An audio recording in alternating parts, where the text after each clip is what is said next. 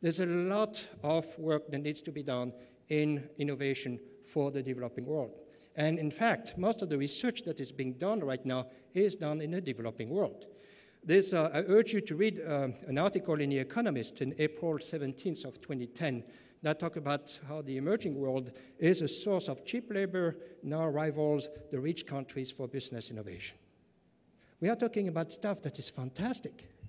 So we talk about frugal engineering, frugal innovation, disruptive engineering, disruptive innovation, stuff that you hear about, and you'll hear more and more about it in the years to come. Example, one fellow from India developed an electrocardiogram that's essentially portable. You can put it on your back. You can recharge it using solar panels. It costs $800, and that person is able to give essentially an EKG test for $1 per patient. Wow. You know, that person is brilliant, is smart. What's the market? 5 billion people. How often do you have 5 billion people as a market when you have innovation? That's not just this. Look at the Tata water filter, $22 initial investment, and you have a picture of it, and essentially can give you 3,000 liters, 200 days for a family of 5. Hey guys, it's time for you guys, for young people who do research and development, to look at solutions that are frugal for the planet. Same good quality control, same good quality assurance as for anybody else, but you need to be able to sell it to 5 billion people. There are some huge markets over there, huge opportunities that need to be caught. Believe me, talk to me after that. I will create a few millionaires this morning or this afternoon by giving you ideas about it if you don't have ideas of your own. But run, if you have those ideas, run with them, because the world needs them. And one area that I think that has been forgotten is people with disabilities. Engineering for people with disabilities, especially in the developing world. Those pictures were taken exactly a year ago. I was in Haiti 2 months after the earthquake, and I'm going back there in May of this year there. These were pictures of young children, young individuals who lost essentially limbs as a result of the earthquake. There are 650 million people in the world with disabilities. 520 million of them are in the developing world. 200 million of them are children, and 4,000 to 20,000 people are amputees in Haiti. Who is addressing the needs of those 520 million people? What is the future of the people who are shown on the slides on that slide? How can we develop some technologies that will make them productive members of society? That's a big challenge. Think about it. And there are very few schools in the United States that address the needs of people with disabilities. And I think I only know of one school in Massachusetts at Lowell that does that, especially in the field of the developing world. Here's an area of engineering. Here's an area of engineering, again, for my colleagues who complain that there's no research money in that field, again, full of baloney. NSF is interested in that. NIH is interested in that. Go for it. You just have to have the idea about it.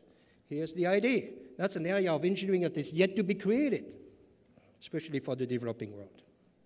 So we need to change our mindset. I'm coming to the end of my presentation. I'm kind of running out of time. I could talk for a long time. And I'm an introvert too. I remind myself. But I think it's important for changing the mindset here. There's something wrong about our world today. Here's a quote from Albert Einstein: "Significant problems we face cannot be solved by the same level of thinking that essentially created them." I think we need to change our mindset in 3 different areas. Our mindset toward international development. International development over the past 50 years, you all know that, has been run essentially, especially in the technical areas, has been run by individuals who know nothing about technology, and it shows. We need to change the field of international development from essentially being aid to empowerment and capacity development. We need to change the mindset in engineering education and practice. Engineering education today is out of touch. Again, I'm repeating that, out of context with the real world. It's a dinosaur that hopefully will die in the years to come. It has to be changed. It has to be a phoenix, essentially. It has to be reborn. And I think Engineers Without Borders is contributing to the rebirth of engineering education. And we also need to change our mindset in how we look at poverty. Very often, I went to a conference, it was last year, the UN campus network, something like that. They all stood against poverty, like a bunch of rods there. There were 900 of them who stood against poverty. When it was honorable of them to do that, when it was time for me to come and give a talk to those guys, I told them, it's fine not to stand. It's about time to walk and run the distance about it. Now, very few people were willing to do that.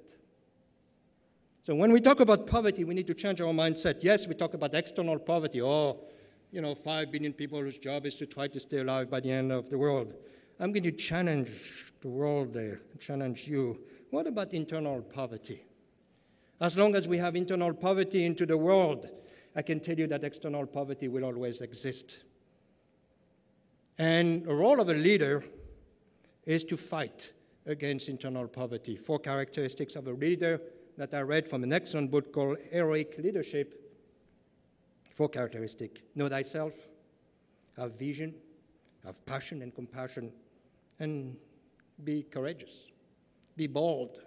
If you don't have that, then, Engineers Without Borders may not be the right type of experience for you. And here a picture of the 3 monkeys. Believe me, I've seen those monkeys everywhere I go. I see them on campus. Sometimes they are deans, sometimes they are presidents, sometimes they are faculty members. I see them in Washington, D.C. Sometimes, they are in the State Department, sometimes in the USAID, sometimes, in various groups. And I see them in the military also. I see them everywhere. That's essentially the sin of omission. The way I look at it. Nobody wants to talk about it, nobody wants to hear about it, and nobody wants to see about it, especially in the field of internal poverty. I know it's a taboo, nobody wants to talk about internal poverty, but believe me, if you are not willing to address internal poverty, if you are not willing to address essentially compassion, you have no business in being in Engineers Without Borders. I want to thank you with a bunch of smiles. I have 2 slides to thank you with. A bunch of smiles of projects that I know of, or some of them I was part of. Smiles of children. Top left is a little girl from Peru.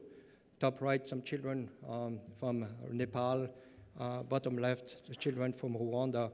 And bottom right are 4 children from Afghanistan. Again, as I mentioned to you, 4 of them, about 2 years ago, those children were selling their bodies in the street of Kabul, essentially through prostitution. Now they have a job, now they have an education, and they have a bright future using waste in the city of Kabul.